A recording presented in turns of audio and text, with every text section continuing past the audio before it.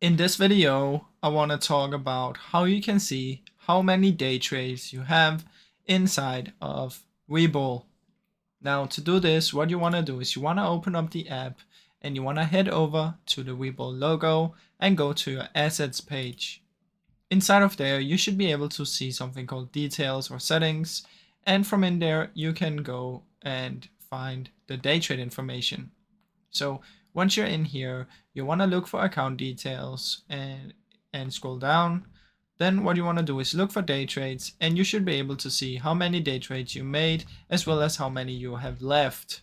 So on Webull, if you have the day trade account, you might only be able to make a specific amount of day trades every day. So this will show you how many you've made and how many you have left. Now, I really hope you enjoyed this short video.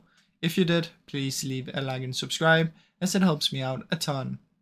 Thank you so much for watching.